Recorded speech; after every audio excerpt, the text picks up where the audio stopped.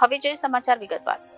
રૂપાલાના નિવેદન ઉપર બનાસકાંઠા જિલ્લાના થરાદ તાલુકાના પૂર્વ ધારાસભ્ય ગુલાબસિંહ રાજપૂતનું નિવેદન સામે આવ્યું છે।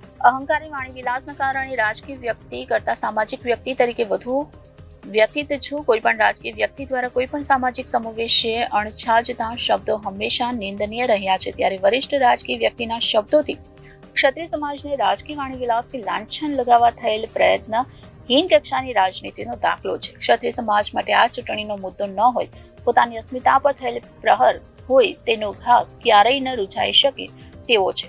આ સમગ્ર ઘટનાને સખત શબ્દોમાં વખોડું છું અને ક્ષત્રિય સમાજની લડાઈમાં અમારો સંપૂર્ણ ટેકો છે તેવું જણાવ્યું હતું। રામ રામ।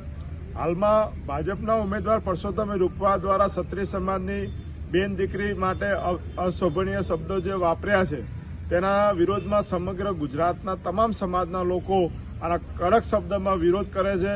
અમને પરસોત્તમ રૂપાનો બાયકોટ કરે છે ત્યારે અમે પણ સમર્થન આપીએ છીએ।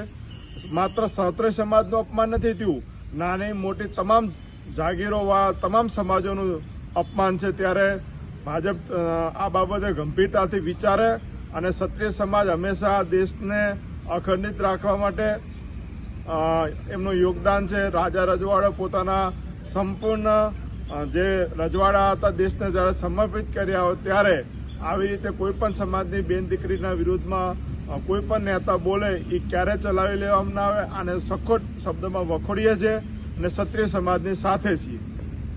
Reporter Thanaji Rajput, Janadesh news, Banaskantha.